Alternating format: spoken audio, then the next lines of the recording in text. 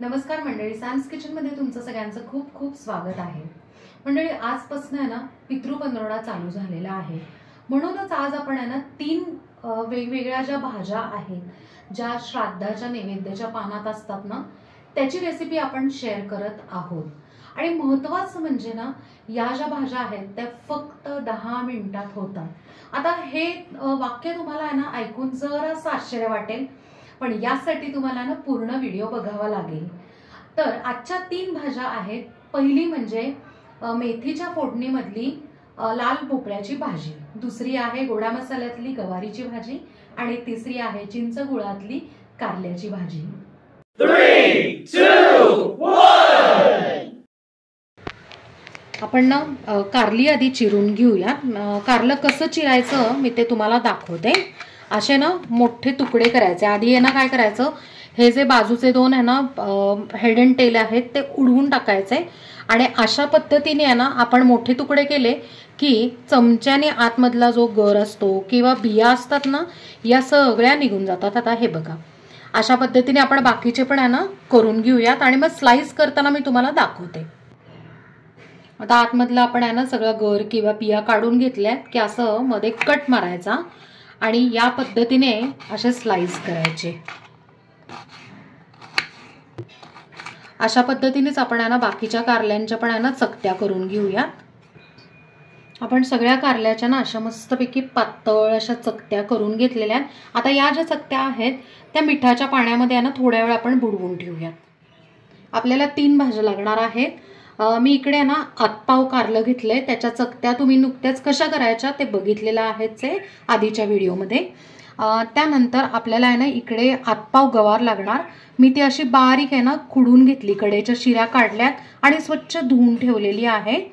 तिसरी भाजी आपल्याला लाल भोपळा लागणार आहे, त्याचे असे बारीक तुकडे करून घेतलेले आहेत। आधी साल काढलं, तुकडे केले आणि मग स्वच्छ धुवून आपण एका बाउलमध्ये काढून ठेवलेले आहे। आपल्याला 3ही भाज्या वाफवायच्या, त्यासाठी एक मोठी चाळणी घेतली आहे मी। पहिली भाजी आपण आहे ना लाल भोपळा अशी इकडे लावून घेऊयात एका साईडला। लाल भोपळा लावून झाला की मग काय करायचंय की दुसरी भाजी जी आहे ती गवार, ती या साईडला अशी लावून घेऊया। गवार लावून झाली की आपण जे कारलं मिठाच्या पाण्यात धुवून घेतलेले ते इकडे लावून घेऊया।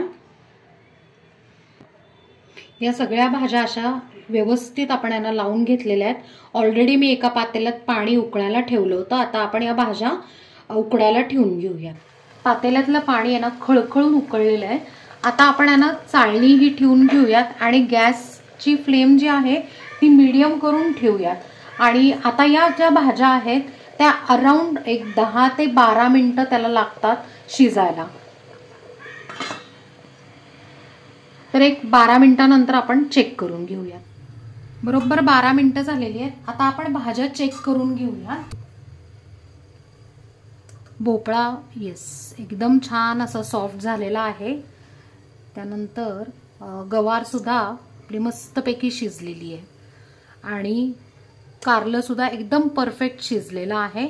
आता आपण काय करूया, गॅस बंद करू आणि ही वाफ वाया घालवायला नको म्हणून एक 2 ते 3 मिनिटं झाकण ठेवू। झाकण काढलं की मग आपण आहे ना फोडणीला चालू करूयात सगळ्या भाज्यांना। पहिली आपण आहे ना मेथीच्या फोडणीतली आहे ना भोपळ्याची भाजी करणार आहोत। त्यासाठी कढईमध्ये अगदी थोडंसं तेल घालून घेतलंय।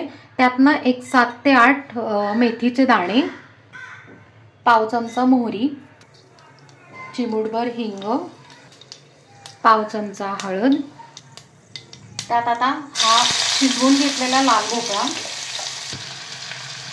चवीप्रमाणे मीठ, अर्धा ते पाऊण चमचा लाल मिरची पावडर आणि भरपूर असं ओलं खोबरं। एक तर किसून घेऊ शकता तुम्ही, नाही तर मग तुकडे करून मिक्सरमध्ये काढून घेऊ शकता। आता हे सगळं मिक्स करून घेऊ आणि अगदी अर्धा सेकंदच आपण परतून घेणार आहोत, पण ऑलरेडी आपली भाजी तर शिजलेली आहे, सो भाजी तयार व्हायला अजिबात वेळ लागत नाही। भाजी आपली तयार आहे। 30 सेकंद आपण छान परतून घेतलेली आहे। गॅस बंद करून आपण आता एका बाउलमध्ये काढून घेऊया।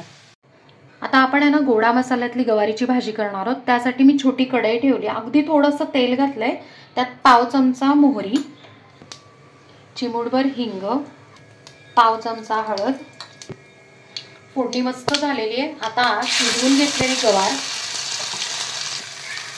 आता चवीप्रमाणे मीठ, अगदी 1 चमचा दाण्याचा कूट, थोडासा गूळ, 1 चमचा गोडा मसाला. आता छानपैकी 1च मिनटं आपण आहे ना गवारची भाजी जी आहे ती परतून घेऊया. म्हणजे ना फोडणीत एकदम मस्तपैकी ना मिक्स होते आणि चव पण त्याची छानपैकी आहे ना गोडा मसाल्याची उतरते. बरोबर आहे, आपण 1 मिनटं छान परतून घेतलेली आहे. आता आपण गॅस बंद करून आहे ना ही भाजी बाउलमध्ये काढून घेऊयात. आता आपण चिंचगुळातली कारल्याची भाजी करत आहोत. त्यासाठी कढईमध्ये अगदी थोडंसं तेल घेतलंय. त्यात ना पाव चमचा मोहरी, चिमूटभर हिंग, पाव चमचा हळद, शिजलेलं कारलं, त्यात आता अर्धा चमचा लाल मिरची पावडर, अर्धा चमचा गोडा मसाला, चवीप्रमाणे मीठ. आता आपला मेन इन्ग्रेडियंट आहे चिंचगुळाची जी चटणी असते किंवा जो पल्प असतो, आपण ह्याच्या आधीच्या व्हिडिओमध्ये केलेला आहे. त्याची मी लिंक डिस्क्रिप्शनमध्ये टाकते. नाही तर मग तयार चिंचगुळाची पेस्ट किंवा चटणी मिळते, ती घातली तरी चालेल. ती जवळजवळ 1 ते 1.5 चमचा तुम्ही घालू शकता, म्हणजे चव खूप छान येते. आता ही भाजी आपण 1 मिनिटभर आपण परतून घेऊया, म्हणजे फ्लेवर खूप चांगला उतरतो. मस्त आपली कारल्याची भाजी पण तयार आहे. आता आपण गॅस बंद करून एका बाउलमध्ये काढून घेऊया. मंडळी, श्राद्धासाठी नैवेद्याच्या पानात असलेल्या 3 भाज्या 3 चवींच्या अशा झालेल्या आहेत आणि आपण त्या इकडे सर्व करून घेतल्या. काय मग मंडळी, आहे ना साधी सोपी पद्धत. आता इतर वेळेस सुद्धा तुम्हाला ना 2 भाज्या करायच्या असतील, 3 भाज्या करायच्या असतील, जनरल अशाच डब्यासाठी वगैरे, तर ही पद्धत तुम्ही नक्कीच वापरू शकता बरं का. अजून एक महत्त्वाची गोष्ट म्हणजे की श्राद्धाच्या नैवेद्यामध्ये ना भरपूर पदार्थ असतात. जसं की ना खीर, बरड्याचे वडे, आळूची वडी, असे बरेच प्रकार असतात. त्यामुळे काय होतं की वेळ कमी असतो आणि आपल्याला भरपूर स्वयंपाक, भरपूर पदार्थ करावे लागतात. तर यासाठी हा व्हिडिओ नक्कीच तुम्हाला ना उपयुक्त आहे.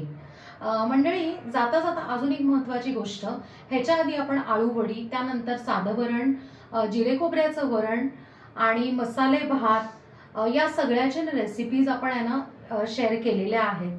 त्या सगळ्याची लिंक्स मी आहे ना डिस्क्रिप्शनमध्ये शेअर करते, म्हणजे नक्कीच ते व्हिडिओ पण तुम्हाला आहे ना हेल्पफुल होतील.